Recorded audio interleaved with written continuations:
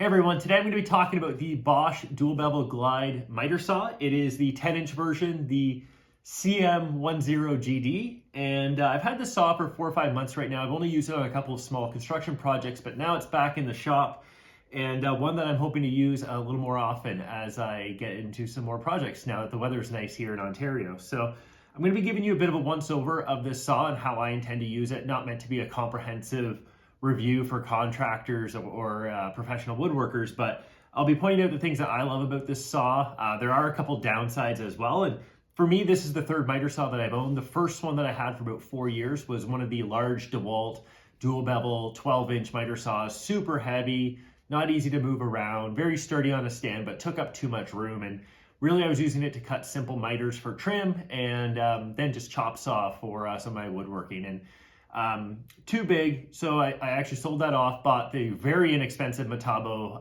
miter saw, the little 10-inch, and I think around $100 US, $130 Canadian, and it was a fine little saw, super loud, horrible dust collection, very rough cuts with the included blade. So I actually had the Bosch Glide on my wish list, also the Capex, of course, but given the cost of the Capex, the Bosch Glide was going to be one of the more attainable ones. And funny enough, I actually won this in a contest last summer and forgot to redeem it. And then all of a sudden it showed up in the late fall with an apology letter for being so late. So pretty awesome to have that happen. And so far it's been a beast of a saw, but I'm going to show you some of the cool features of it. So let's take a look.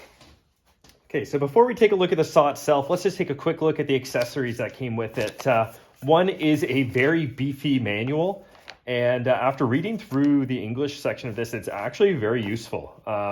So biggest manual I've ever encountered for miter saw, that's for sure, but definitely a much more impressive one than you normally receive. It has a very simple workpiece hold down, easily goes into the back of the saw, and just using friction, it can hold down pieces. You can screw this onto it as well, and it's fine. Nothing super special, annoying to use this, but yeah, I don't use these too often anyways. Then it also comes with the hex wrench that has the 2 different sizes used on this saw and a little bit of a wrench insert so that you can tighten up some of the other bolts on the saw itself. So that's the included accessory kit, appropriately minimal for a saw of this quality, given that so many of the features are built into it. So let's take a bit of a look at the unit itself, and I'll give you more of an up-close walkthrough in a moment, but really big saw. So I think that's the first downside of this, and probably the biggest one is the size of it. So while it does have this axial glide system, which is phenomenal, we'll talk about that more in a minute, and it does help with decreasing the amount of space that you need behind the saw in order to use it in a tight space. It adds a lot of weight, and I think at around 65 pounds, this is an extremely heavy miter saw, especially for a 10-inch saw. The 12-inch version of this, I think, is only a couple pounds heavier. So if you're looking at the 10-inch instead of the 12 solely because of weight, I wouldn't recommend that you factor in weight too much. But with weight comes generally quality. And I think that that's really the biggest thing that I see with this saw. So funny enough, number one thing with this saw is everything is adjustable. And everything has super clear color-coded instructions on it. And I'll give you a bit more of an up-close in a moment, but let's take a quick look. So just to give you some examples of the color coding. So here's one where it has like to bevel left, to bevel right. Over on the side here, it shows you the bevel lock and the positions. It has these little guides, like this is nicely printed on the metal. We have some more right here. So how to remove the blade on the saw. We have some more cutting action types right there. We have the clearly labeled like detent overrides. We have the settings for the bevel selector knob. Even how to calibrate the miter built into the calibration system itself. We then have like how you can change the glide movement. And again, just showing you all of this, some of the crown stops. So to have all of this labeled on the saw itself is super impressive, and it really helps to eliminate the need to have the manual on hand when you're on the job site or in the shop itself. So yeah, anyways, let's take a bit of a closer look at some of the features. All right, so one of the main features of this saw is, of course, the axial glide system. And just to show you how this works, let's take off the dust bag. And it's this handy little lever here. You just simply pop that out, and that unlocks the saw. So instead of having those usual rods that you have at the back or those poles, Makita also has a really cool system with the forward pulls, so that helps from a clearance perspective at the back. But versus the DeWalt's or a lot of other miter saws, this takes up so much less space and super smooth movement. So I have not changed any of the settings from the factory, although you can adjust the glide itself to either stiffen it up or to even help lock it more in place versus even this little lever. So really, really smooth. I have calibrated and made sure, well, I didn't have to change anything luckily, but even for a 1x12, which you can easily cut with the glide mechanism here, so you do get a bit more cutting width versus a lot of other 10-inch saws, probably pretty much any other 10-inch saw. It cuts true, so it will maintain the 90 degrees on that side as well as on this side when I was doing my checks. So perfectly calibrated from the factory for my unit. Yours may be different, but very happy with that. And again, just very, very, very smooth and easily locks in place with this little lever. And that's what I'm finding more and more with this saw, is that it has like these nice mechanical stops that work really well. So let's take a further look at everything on the left side, and then I'll switch the camera and show you on the right. Something that's super cool with this saw is these extension wings. So really nice extension wings that come out, holds really, really firm. So great if you're working on a stand or on a bench and you're not building it into some sort of miter saw cabinet, but really handy. And I think the 12-inch version has a slightly improved version of this, but overall, I'm super happy with it. It also has these really nice adjustable fences, and just listen to this. It just like glides perfectly out with like almost no wiggle room at all. Super impressive with this. It does have holes for bolting a sacrificial fence, and the manual actually encourages users to do that and put a sacrificial fence on top. And you can't see it right here, but it actually has a wire on the back to help you make sure that you don't lose this piece, so it keeps it attached. Again, the gliding mechanism, my hands are a little oily from it, but is amazing. So let's lock that down.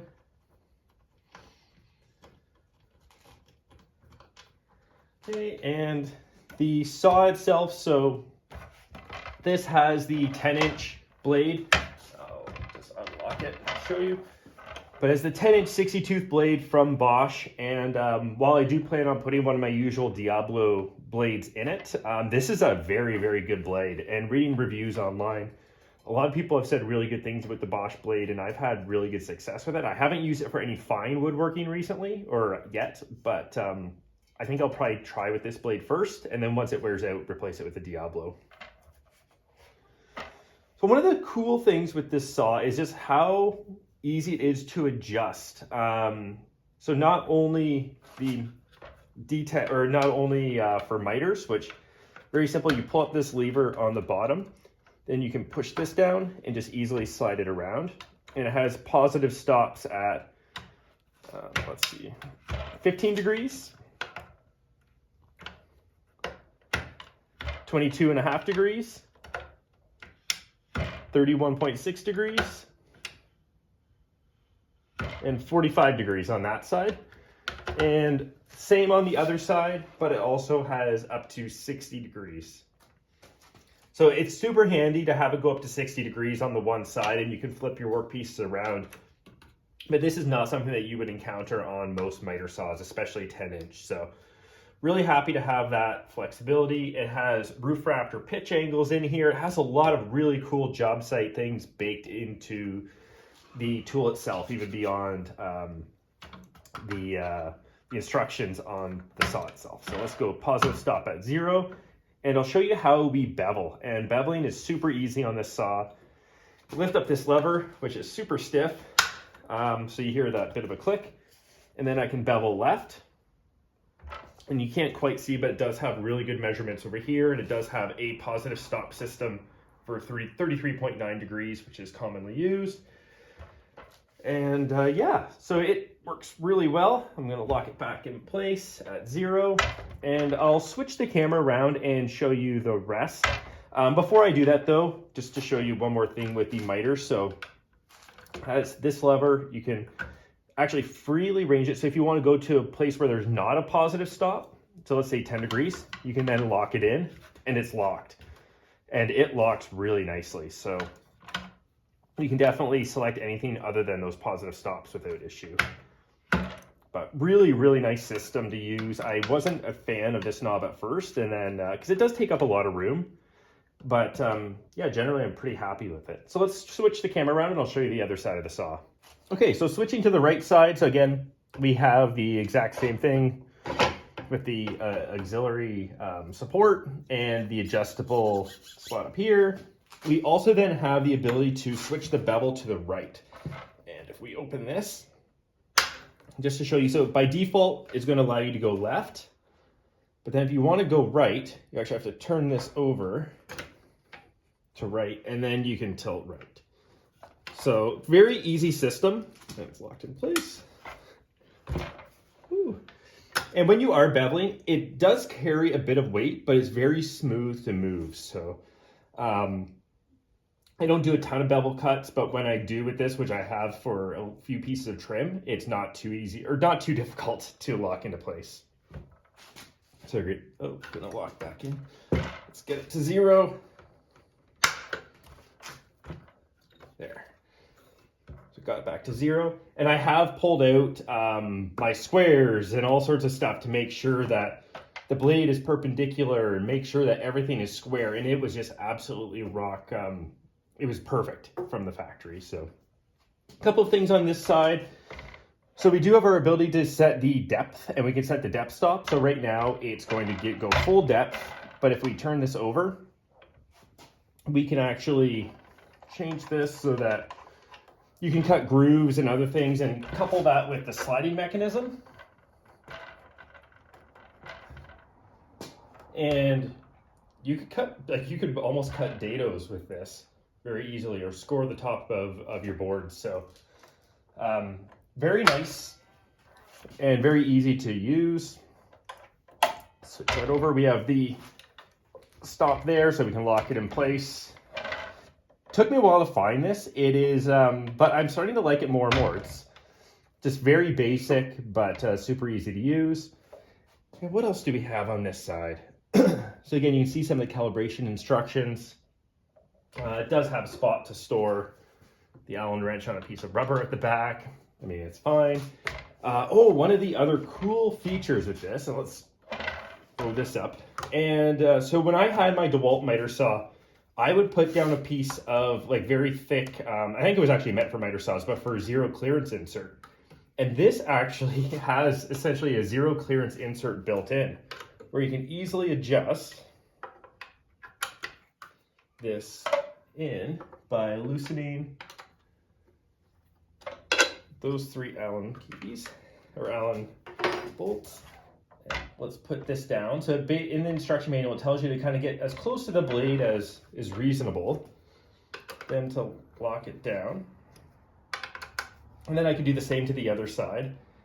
And I'm not going to do the other side right now, but you can essentially push this close to the blade, and then you're all set with minimizing tear out on the bottom of your workpiece. So very cool to have that in here. I think that there's always a chance that you're going to cut into it, especially when you're doing a bevel cut. So if you have these adjusted in, you will likely cut it unless you adjust these out when you are doing a bevel. But part of the checks whenever I'm doing a bevel cut is to make sure that the fence is pushed back so that you don't cut into that piece of metal. And to now make sure that this is separated and actually optimized even to reduce tear out on those bevel cuts as well. So I'm very happy with this, and it's a very cool solution. And these replacement parts aren't super expensive on Amazon or from other retailers. So even if you do ruin it, it's not too expensive to replace. So now the saw itself is really amazing overall, and something where like I'm just blown away by the build quality. But let's take a few sample cuts, and actually a couple more things for me to show you before doing that is that there is a stop here, and I'm not super familiar with like working with crown molding, but like this does allow you to set a bevel stop for a certain degree. I think it's like 22.5 and 33.9. So it does have like it does allow it to positive stop for the bevel, which is super cool. And on the other side, and I don't think you can see it right now, but it does have a crown molding stop that can basically lock the saw at a certain space away from the fence so that you can cut full 6-inch crown. So it'll, instead of locking it back, it'll lock it forward so that you can get the full space on that saw, or on that blade. So very cool for those that are working with crown. This is definitely a saw built for construction workers, trim carpenters, and quite a variety of people.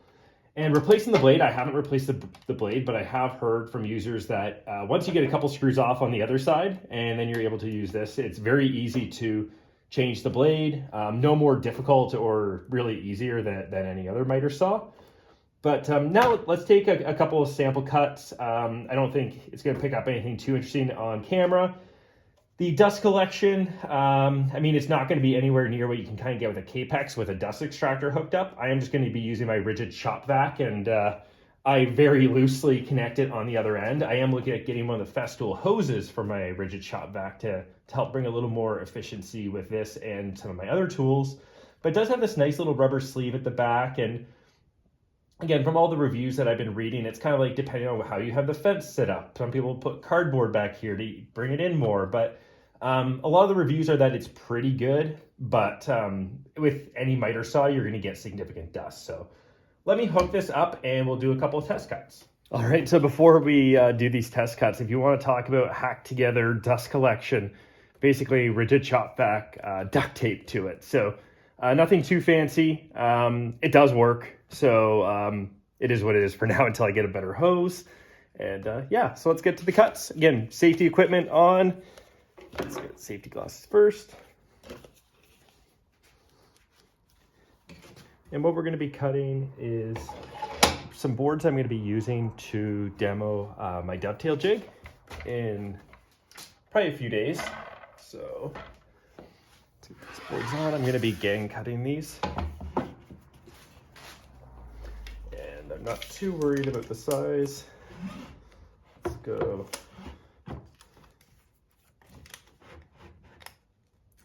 Roughly 12 inches. Got it lined up down here. Turn on.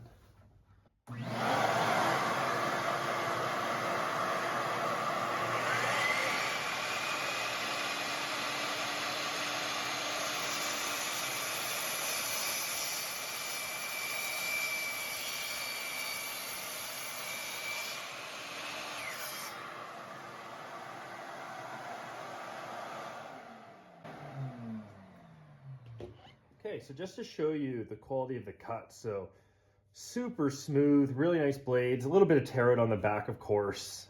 If you had a sacrificial fence back there, that would help reduce that, or even just sometimes some tape on the back of your workpiece, but really, really clean cut. The smoothness of this is really quite phenomenal. So there, I have my 12-inch pieces. Let's cut one more. Put these back on, and for this one, going to be doing closer to 8 inches. There we go. Again.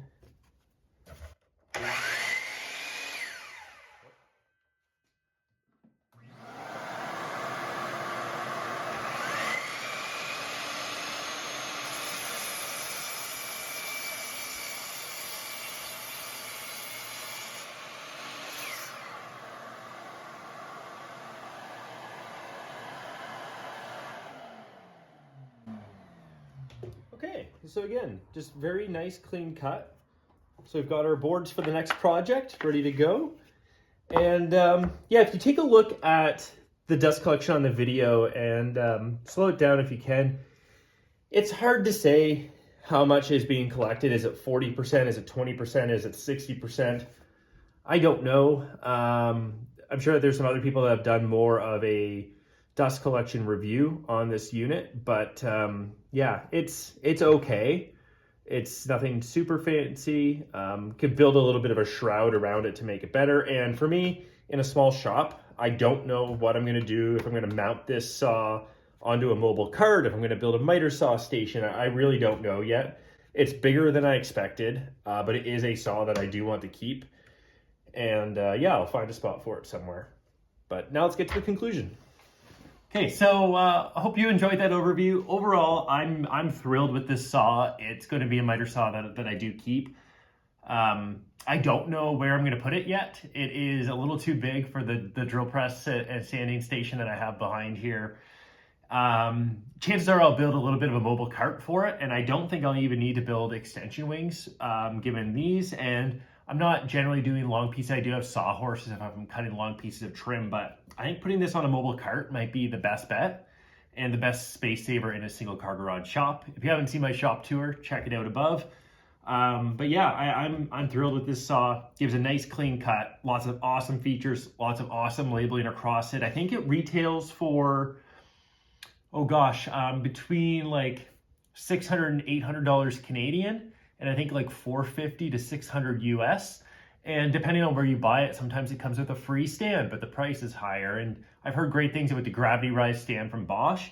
So if you are in need of that, or if you are using it on the worksite, definitely consider the Gravity Rise, because this is a heavy saw. That is really kind of the only downside to me, is probably the heft and the dust collection, but the dust collection is probably no worse than the majority of other miter saws. So if you're in the market for a miter saw and you're looking at a 12-inch, maybe consider the 10-inch of the Bosch, or get the 12-inch, knowing that it's not too much bigger than this. But hope you enjoyed this video, and I'll see you in another one. Bye.